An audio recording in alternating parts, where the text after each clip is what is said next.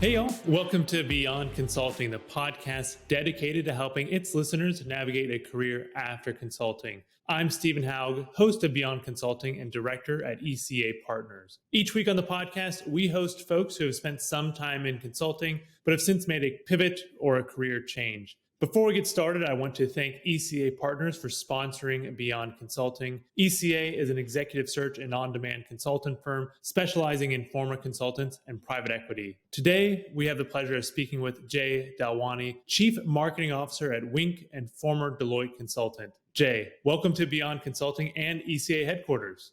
Thank you, Stephen. Very happy to be here. Good. Well, first thing that I expect folks to notice whenever they look at your career is the speed. So would love to start back in toward the college days and learn a bit about how you got to where you are today. Yeah, absolutely. I mean, it's been quite a journey. And I say, if I went back 10 years ago to when I started college, I don't think I would have ever imagined myself in this position. I didn't really know what I wanted to do. I felt like it could be anything from consulting to accounting. I was an accounting major. To entrepreneurship, come from a family of entrepreneurs. So I thought that was definitely a possible route for me to take. But I always told myself the one thing that I would never do is marketing. And at the time, I was just a young, ignorant kid, and I probably didn't respect the craft. But here I am. So it's been an interesting journey, taken a lot of different paths from consulting to startup to operations to the marketing role that I have today. But I can say that I've always optimized for feeling passionate about my role and learning as much as possible. I'm somebody who gets incredibly bored if I don't love waking up for work every single day. So that's kind of what I've been optimizing for ever since I started my professional career 5 years ago. And I'm incredibly happy and proud of where we've come and excited for what's next as well. Great. Right out of USC, you went to Deloitte. I spent a couple years interning for Deloitte, both after my sophomore and junior years. And then I chose to come back in the same exact role, full-time capacity, right out of school. Good. So spent a couple years with them. And then it looks like you jumped into the startup world, I would say. Yeah. I ended up going to Bird. Actually, very interesting story. When I was in consulting, I did not know what I wanted to do next, but I was traveling a lot. Atlanta, New York, Ohio, you name it. I went there mostly on the East Coast. And I found myself every morning and every evening taking Bird scooters to and from work instead of hotels. And it was just a product that I fell in love with and was incredibly passionate about. I'm like, hey, this is a company I'd be really proud to work with. So decided to make the hop on over. Had no idea what I was doing in startup world, but was passionate about the product and wanted to pursue that. Good. So Bird for a little while. And then where did you end up after Bird? Yeah, so after Bird, I went to a vehicle subscription startup called Fair. They're a SoftBank-backed company. They actually recently sold, but they essentially offered consumers the ability to subscribe to a car straight from your phone, delivered straight to your door, as well as providing an offering for rideshare drivers to rent a car by the week and help them make a living. Perfect. And then after that, you ended up at Winc, where you are right now as the Chief Marketing Officer. Tell us a little bit about what Winc does, and then we can dive into your role specifically. Yeah, that sounds good. So Winc is building a portfolio of brands in the beverage space for the next generation of consumers. Winc originally started out as a wine club, really dedicated against millennial and Gen Z consumers about 10 years ago. And one of the things that our founders had noticed was that the entire wine business is so pedantic. It takes so much knowledge to actually know what you're doing. And for those of you who have ever been in a grocery store looking at hundreds of labels, not knowing what to pick, we all understand that. And so we really sought to demystify the world of wine. Really make it accessible, really make it focused on occasion-based, enjoying a product with your friends for specific occasions. And over time, the Winc started building its own products and brands and realized that those products had a lot of traction. So today we distribute our products not only through our wine club, but also through traditional retailers in stores and restaurants all across the country. So we really seek to sell in a diversified omni-channel way. Great, that is exciting. And I know right now you're marketing officer. That's not how you started at Winc, is that right? That's correct. I joined as a director of customer experience. When I was at Fair, I focused a lot on customer retention, and that's very similar to what I was focusing on at Winc. Really focusing on our website experience, CRM, customer support, essentially everything we needed to do to improve the retention and LTV of our consumers. I was in that role for about a couple of months. I then moved into the general manager role for the Winc.com, the direct-to-consumer business, essentially overseeing everything from acquisition to retention, conversion funnels, and the overall P&L of that business. I was also in that role for a couple of months, and then moved into the head of growth capacity, where I directly oversaw all of our marketing efforts in addition to the P&L of the business. And then eventually about 6 months ago into the chief marketing officer role, where kind of maintained all of the direct to consumer and marketing responsibilities, but have also taken on omnichannel brand building for our brand. So also really focused on how we can scale through our wholesale channels, as well as other DTC functions like engineering, analytics, creative, and brand. How many brands does Winc have at this point? A few dozen, at least probably over 50 brands. I'd say there's a core portfolio of about 5 to 7 brands that we really focus on in an omni-channel way, and the rest are really there to enhance the direct-to-consumer subscription offering. So I ended up as a chief marketing officer, but you mentioned didn't think that was where you're going to end up. I want to rewind a little bit and go back to your consulting days. First day at Deloitte, what were your thoughts then? How long is it going to take for me to make partner? Yeah. Was my first thought. Yeah. I mean, you ask anybody that I had worked with at Deloitte, they would all tell you that I was gonna spend my entire career there, and I was gonna become partner because I had spent 2 internships there. I knew exactly what I was doing. I was passionate about it and really, kind of ingrained in the work. And I always sought out to pursue that career path. I mean, I think one thing about me is that I get bored very easily. So a year and a half in, I ended up getting bored. But I think when I came in there, I really came in with the intention of making it through the partner track as quickly as possible. And if you ask the people around me, they'd probably say the same thing. We've heard from a few of the folks on the podcast that the best thing to do as a consultant is to do the consulting work. And what I mean by that is two different types of mentalities that we see from some consultants. One is they start there, they're consultants, they're working their way up the ranks, they're doing the work. The other group see consulting as a stepping stone to something else. Not that either of those are, one's bad, one's good, but it sounds like you were in it for the long haul at first. Is that right? Yeah, that's what I thought. That's absolutely what I thought. Do you think that contributed to your success in consulting? Yeah, I think so. I mean, I think the first step, I mean, what had always kind of terrified me about consulting is the amount of time that it would take to actually become partner. I was just really focused on one step at a time. So really wanted to make it to the next level as early as possible and tried as hard as I could to get there. At the same time, I was having fun and I was learning a lot. I really enjoyed showing up to work every day, which, as I mentioned earlier, is something that was very important to me. And if I have that passion and if I enjoy what I'm doing, then I'm typically I'll be successful in the role over the course of time. So I think that definitely contributed to it a lot as well. How long did you stay at Deloitte after you decided to make the jump? Oh, as long as it took me to find a job. I remember the day that I had been promoted to consultant, which is kind of the second level at Deloitte. And I was kind of looking at the career ladder. I'm like, am I really going to have to wait another 2 years for the next thing? I really don't want to do that. And I immediately started looking for jobs. I'd spent a lot of time in consulting in the healthcare space. So I was really looking in that space to start. I thought that was the industry that I would go into because it's all that I knew. But when I was riding a scooter one day, I was like, hey, maybe I should try this thing out. So maybe just a couple of months. I mean, I pretty much knew it when I knew it, started looking and found my next role and moved on. Good. How was the interview process? Obviously, having the consulting background and kind of the success within the firm to back it up really opened up a lot of options for me. I feel like, got a lot of interviews for roles that that I wanted to talk to, or to be in, or in companies that I wanted to talk to. So definitely found that, the Deloitte experience coupled with the USC on the resume made that process so much easier. And a lot of firms, especially, the big three, if you have that on your resume, you're coming in with an inherent sense of respect from anybody that you're talking to. And that definitely helps as a part of the process. Good. Well, I'm glad to hear that. And it sounds like things have worked out extremely well for you post consulting as well, an accomplished career. What's top of mind for you in your chief marketing officer role? Folks in consulting looking at different career paths, what could they expect to be working on, day in, day out if they did go the marketing route?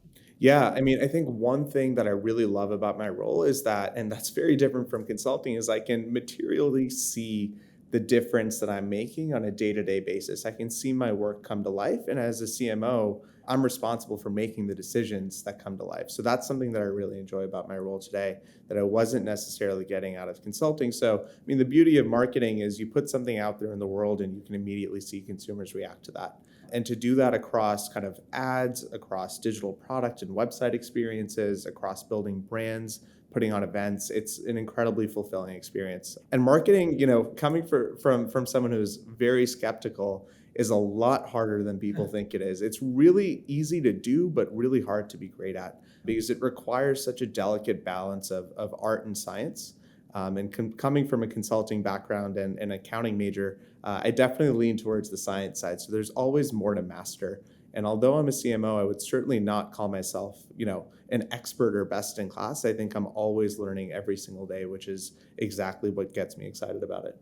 Did you work on any marketing projects at Deloitte at all? Not even close. I was doing massive technology overhauls in the healthcare system. So very focused on technology consulting. It's something that Deloitte is very big in, very specific to that firm, but there were these massive multi-year technology projects.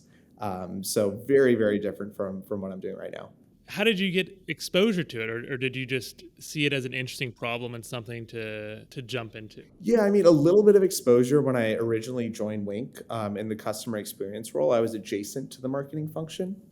And I think over time, as I started to learn the business a little bit more, especially in the general manager capacity, I started to see areas of opportunity where I could really bring kind of the problem-solving mentality that consulting teaches you and data-driven approach to improve the way that we did marketing. And from there, I started diving really deeply into that world. I got a lot of knowledge from podcasts, a lot of knowledge from Twitter, and I just tried to apply everything that I was learning and soaking up from the world, combining that with my kind of strategic and data-driven background to become an effective marketer. So you mentioned the consulting toolkit translating very well, probably into all the roles that you've held would be my guess. What part of the toolkit wasn't there whenever you made the jump? Yeah, I mean, I think the one thing that consulting really helped with was soft skills and approach. So, really dealing with incredibly difficult clients and partners, being in there in those boardrooms, in those meetings, addressing questions that you have no clue what the answer is to, or developing a presentation, anticipating all of the questions that somebody's going to ask, and being able to stand up there and confidently speak to that in the moment, I think is something that consulting really helped with. What was missing was how things actually happened in startups. In consulting, there's a lot of Excel work, a lot of pre-analysis, a lot of making of perfect PowerPoint decks that are literally perfect to the pixel. And as soon as I joined Bird, I realized that a lot of that didn't matter. They just wanted to execute and they wanted to see results. So really switching from kind of this intense planning process and making a bunch of decks and doing a bunch of analyses to actually doing the work and executing was a mindset shift that I got when I came into Bird. I remember one of the first weeks I went into a meeting, my first really large cross-functional meeting, and I thought that, if there's a meeting, there has to be a deck. So I stood up there with this 80-page deck, and about 30 seconds in, somebody stopped me. They're like, "Are you new here?" Because to them, it was this absolute ridiculous notion that I spent time putting together an 80-page deck. And that's when it kind of hit me that, this is not how the real world operates. So that was a little bit of a mindset shift in terms of how startups operate and how work gets done and what people spend their time on in companies like Bird and Winc. Good. So different. It sounds like the pace is pretty similar. Would you say that's high speed, environment, both in consulting and in the startup world, but just the measure for success or what you're expected to be spending your time on is quite different. Yeah, I'd say pace from like expectation of deliverables. Now, what those deliverables are has really changed. And one thing that as I was saying, really opened up my eyes was that it felt like in the startup world or in the tech space, a lot more work actually gets done, whereas the deliverables in consulting is a lot of making up from lack of knowledge in the industry. Because in reality, you're a year or two out, you're for the most part switching clients in different industries and different spaces, and you're spending a lot of time making up for what you don't know. Research, decks, expert calls, all of these things. And over time, it was really interesting at the start where I felt like I was learning a lot. But then after that, I was like, what am I actually accomplishing here? And what's the impact that I'm actually having? And switching to like actually doing the work and driving results is what changed. At Bird and Fair and Winc, I'm measured by KPIs and results of the business, not how pretty my decks are. So, I mean, that was incredibly refreshing for me when I made the switch. Interesting. I can tell you, whenever we're interviewing consultants for various roles with our clients, 8 out of 10 times the motivation for leaving a consulting firm is because they want more ownership. Is what we hear often.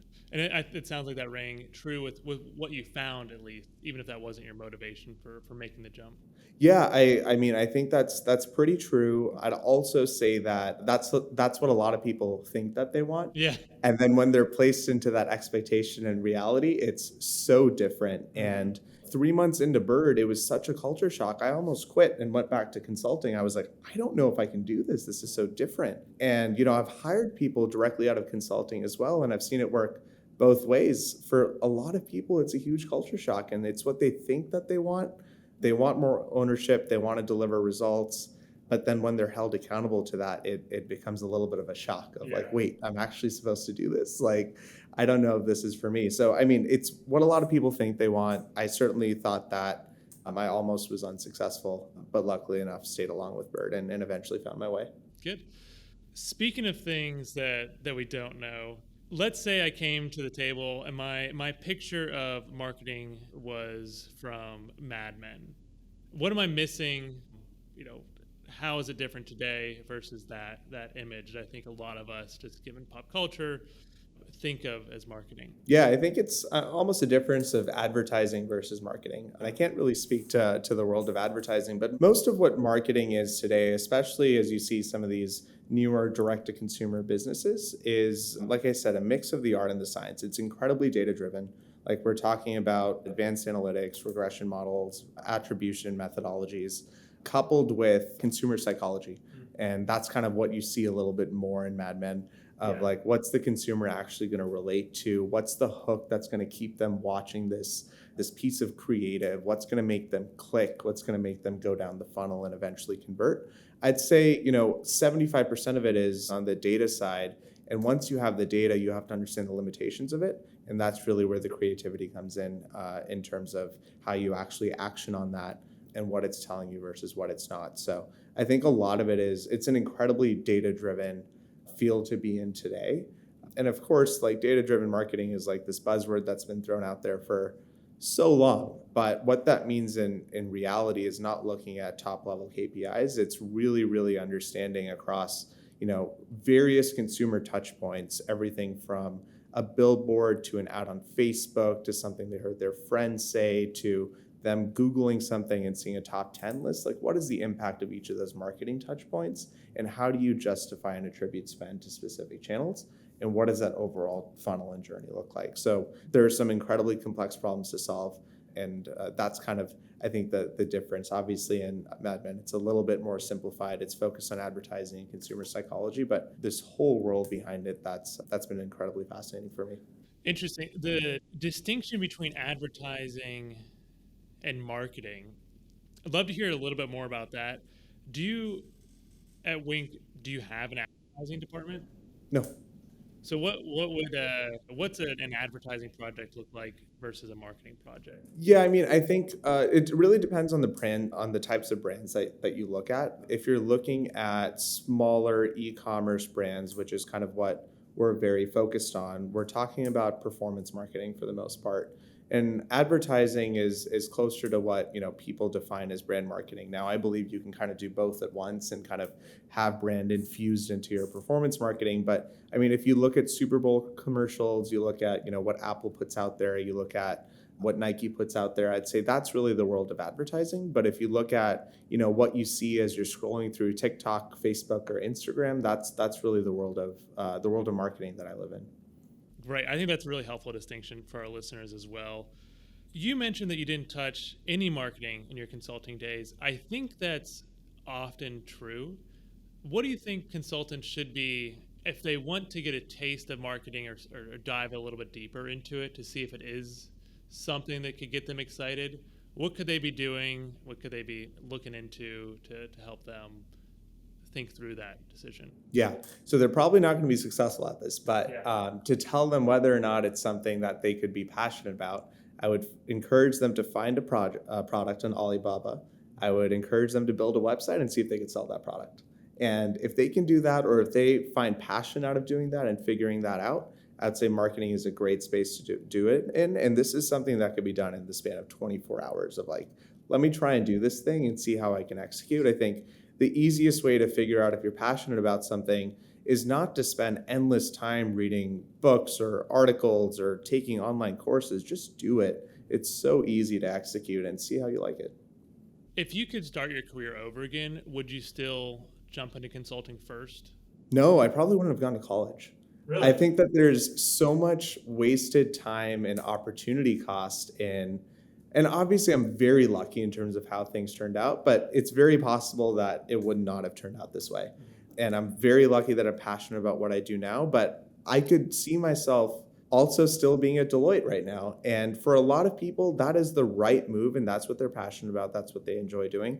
That's not for me. I think, going to college, getting a job in consulting has made me very comfortable with getting a paycheck and continuing to climb the corporate ladder. Whereas if I felt like I didn't do that, I would be a lot more entrepreneurial from the start and perhaps find myself in a similar role and position, but obviously with the higher likelihood of getting there. I think the opportunity cost of life is just so great in those early years from 18 to 25 that I would have spent it a little bit differently. I would have spent it building things, building businesses, knowing what I know now. But back then, I probably thought that growing up in an immigrant household, that would probably be frowned upon. And I was probably a little risk averse myself. So I think I would have taken my approach to life very differently. And kind of the first time where I really took a big risk of not climbing the corporate ladder and just doing something because it's what I wanted to do and what I was passionate about was when I made the hop from Deloitte to Bird. I took a 50% pay cut, but it was one of the most rewarding years of my life. And I wish I did more of that younger. Good. I think that's helpful advice because look, we often hear this whenever we're talking to folks in consulting. The career path is laid out fairly nicely. You've seen people go through it already. There's dates on your calendar when you can expect promotions and raises and those sort of things.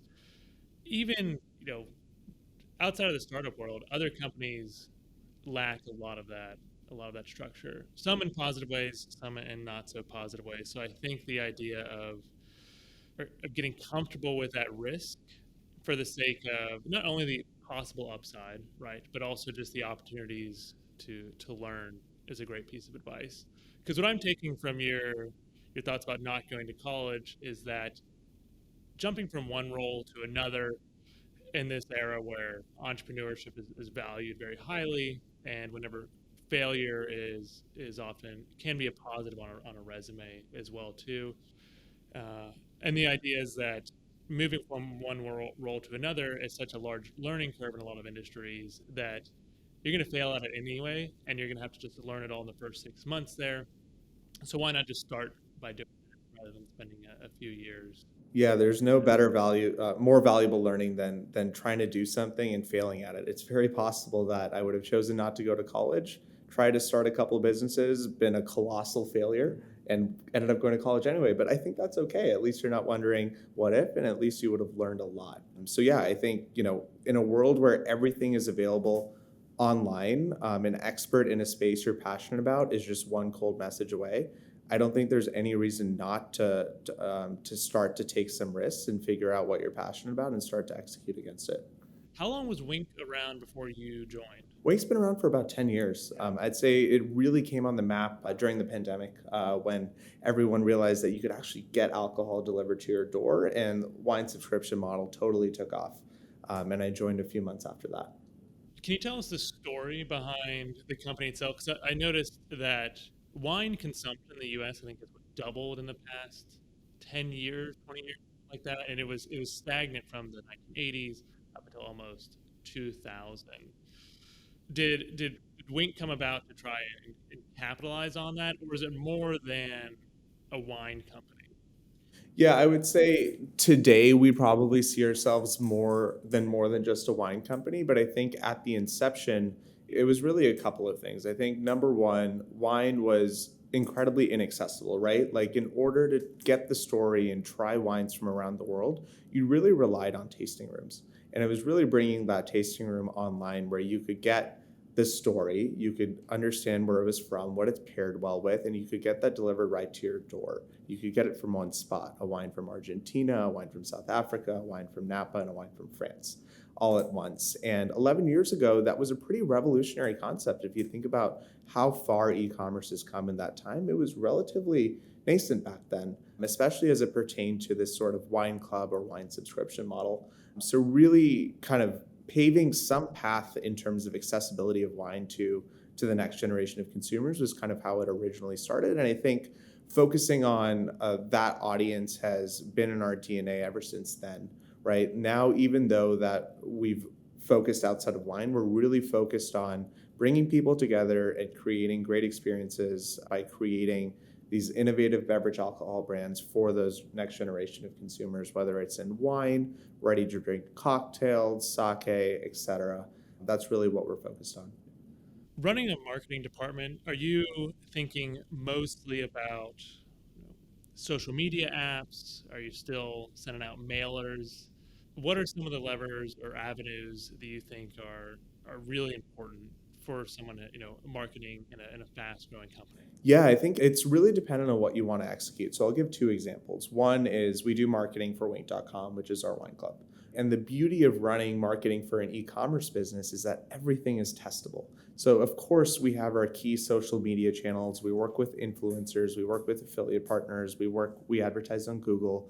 But if we wanted to do something like send direct mail, great, run an experiment. If we wanted to do TV, we'll run an experiment. We'll understand how it contributes to our overall media mix and make data-driven decisions, and then continue to retest those hypotheses and those tests that we had done maybe 1 or 2 years ago to make sure, consumer psychology and mindset shifts all the time. So to make sure that what we're doing is still relevant. Another example of marketing where it really requires a lot more knowledge of consumer psychology and, quite frankly, a lot more marketing expertise is the type of marketing that we're doing for our brand. So Summer Water is our top rosé. It's one of the largest rosés in the country. And this year was really the first year that we put a lot of marketing power behind it. Now, for Summer Water, most of the sales are on the wholesale side of the business. So it's a 3-tier distribution channel where we go through distributors and they sell into retailers. And retailers want to see that product going off of their shelves. So you can't really run a digital ad and then expect that person to drive on over to a Target and pull that product off a shelf. You have to think a little bit outside of the box. So that's really focused on key geographies, in real life events, key partnerships with publications, strong PR, as well as kind of the digital aura behind that. So it's really different types of marketing depending on the goal that you're trying to accomplish and the channel that you're trying to sell into. Do you work with the winemakers pretty closely, or? Yeah, so we actually have an internal team of winemakers. So we don't actually own any vineyards or production facilities. What we do for the most part is we enter into grape contracts with existing vineyards, and our winemakers are going on the ground, picking the grapes, helping create that wine, and obviously responsible for the end product itself. But that allows us to be incredibly dynamic in how we source. That's great. Are you working backwards at all? So in your role, you're seeing tons of data. You're probably in Winc one of the people closest to the consumer. Does any of that data trickle back down into the wine itself? Maybe making adjustments to the labels, Oh, flavor profiles? absolutely. That is the key way in which we produce products and brands and think about innovation. Like we have the beauty of this online platform where we can understand what products are selling. We can also get into a few key experimental areas, put it on the site in a very low risk way and see how it pulls through. We could look at click-through rates relative to other products. We could look at purchase rate, repeat orders, reviews, etc., to really inform our production plan for the following year. Of course, there's going to be a little bit of delay when it comes to wine since we're on an annual harvest cycle, but we definitely use all of the data that we get from our consumers, what they're telling us, what's pulling through to help us innovate into future brands and products.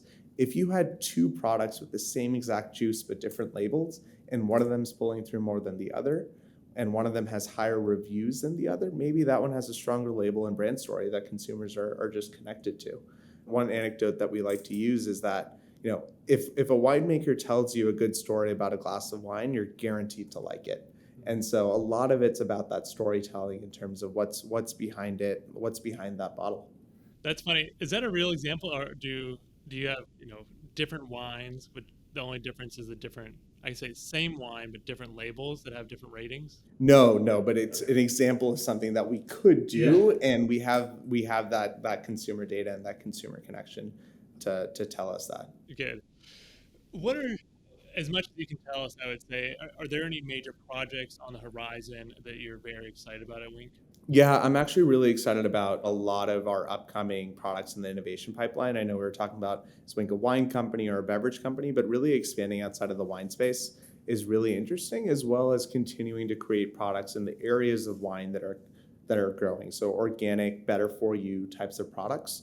Prosecco and bubbly is a large growing category. Orange wine is a large growing category, and of course, the entire ready to drink cocktail trend is large and growing, both wine-based and spirits-based. So I'm really excited to see kind of consumer adoption and reaction as we expand out of wine, especially as it pertains to the Winc.com membership, because so many people have joined it to be part of a wine club. But when we're able to offer them all of that, plus other beverages that they consume, I think that will create a really exciting experience and kind of a go-to shop for anything kind of the next generation wants to drink.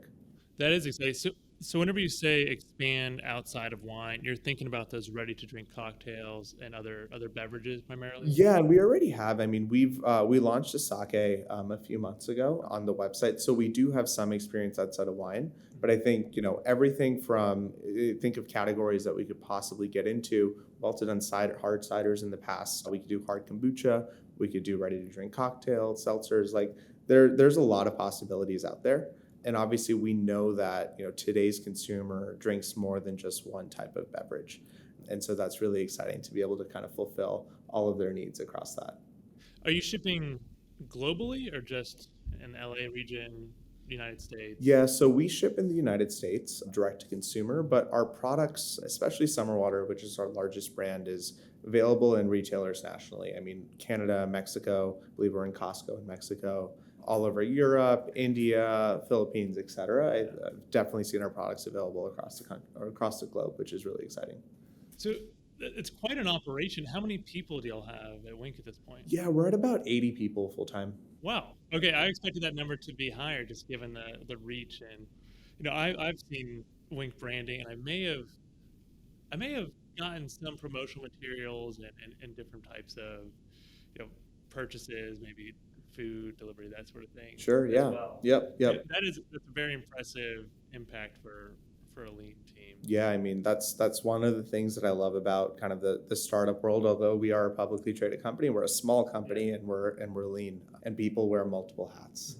But it enables us to do everything that we do with the team that we have today. Were you there for the IPO? Yeah, I was. That was last November. Oh wow! Well, congratulations. Thank you. Has your work changed at all? Has that changed? I mean, it's definitely, we probably picked the worst time to IPO. What's happened to kind of growth stocks, especially in the consumer and direct to consumer marketplaces, has not been particularly great over the last 6 to 8 months. But I think the key thing for us is to make sure that being public doesn't change anything in terms of the actual work, to keep our heads down, continue to execute against the strategy, and the results will speak for themselves. What are some of the major accomplishments that you're most proud of at Winc? Yeah, I mean, I think a couple of things. I think one, when we think about the direct to consumer, direct to consumer business, I think one of the things around wine clubs is that all of them kind of have this introductory quiz that they promise you with some fancy algorithm will somehow magically match you to the perfect wines that fit your specific taste buds. All of that is a load of crap. And one of the things that we did at Winc was really seek to deliver on a quiz that was relatable and made a lot of sense. So instead of asking whether a consumer likes their coffee with milk or not, or whether they prefer their orange juice with pulp or not, we just ask them about flavors that they like, and we choose wines with those tasting notes, foods that they like to eat, and pair wines with them that match with their lifestyle and that would pair well with those foods, countries that they're interested in trying products from, and we tell them why we selected that box for them. So really demystifying that entire process, which is really unique in the kind of wine club space if you look at the competitors. So I'm really proud of that. And then the second piece is the way in which we think about omnichannel marketing. I think, we are unique in that we are a portfolio of beverage brands that sell online and in store. And thinking about how we can craft a marketing strategy where a single marketing dollar not only derives positive ROI digitally on the direct consumer business, but also increases brand awareness so that that product is now pulling off of a shelf faster, has been really interesting to go after. And we're seeing some great results with how we're doing that for Summer Water and other brands this year. Good. So you've taken some major risks at a few different points in your career. Just as a helpful for our audience here, I think that those stories can help prepare them for the times that they take those kind of risks. Were there any that you're particularly worried about? Yeah, I mean, I think going back to the anecdote I shared about Bird, about, I took a risk to pursue my passion. I took a 50% pay cut. I had to sell my house because I could no longer afford the mortgage and move in with three roommates. And that was a huge risk that I took and a huge life change for myself. But then 3 months in, I was so miserable. I wasn't fitting in with the culture and I was on the verge of quitting. I was actually looking into going back to Deloitte.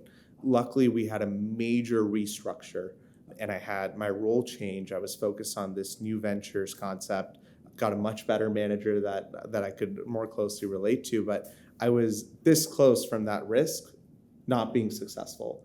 And I'm glad I stuck it out just a little bit longer because I would have missed out on this whole large world of opportunity. So I would say that, my decision was very close to being a poor one. I probably got lucky, but that's okay. If you take a risk and it doesn't work out, like really in the grand scheme of things, like we're all in the top 10% of the world by being born in the United States and having the opportunity to work in consulting. Like these aren't really risks compared to the broader scheme of things. So I just keep that in mind and continue to go after what I feel like is important. And just thinking about the opportunity cost is that of like, we all have one life here. We don't know how long that is. So might as well make the most of it. How did Bird win you over? I mean, it's as a recruiter, I can tell you, telling someone, "Hey, you're gonna take a 50% pay cut to join this company," that's a tough story to tell to make someone, convince someone to join your organization. Yeah, well, at the time, they were the fastest growing company valuation wise. They were the first company or the quickest company to achieve unicorn status, and they were at the height of their growth. And the promises were around how the equity that they were offering would be worth hundreds of thousands or millions of dollars in the future. That equity is now worthless. But that was kind of the promise and the allure that brought so many of us into Bird. And we actually had the option to take higher cash or lower cash, higher equity or lower equity packages. I chose the lowest cash package with the highest equity because I was such a sucker for that story. Okay, well that's exciting. I think a lot of us can relate to that. You join a startup for a lot of reasons, and one is because you want to be a part of the growth story. And if you're really buying into that, then I think you make that decision every time. Well, good, Jay. Anything else that you think would be helpful to our listeners to hear about your story? Yeah, I mean, the only thing that I'd caveat with is that, this is my story and my career that I've optimized for what I care about. I think nothing is definite and everybody has different passions for, some people staying in the world of consulting or getting their MBA makes the most sense for them. Also for others, they may not be in a position to take as many risks as I did, Perhaps they have a family back home that they have to take care of, et cetera. So I say this with the caveat of, everybody comes from different backgrounds and everybody's optimizing for something different. And I've kind of been optimizing for what's best for me and my personal situation, but really encourage everybody to not take any of this as definitive or exactly what they should do, more so as context and another experience that they can help use to inform their decisions, hopefully. Good. Well, again, Jay, thanks so much for visiting ECA headquarters and for joining us on Beyond Consulting. Yeah, thanks for having me. It's been a great time.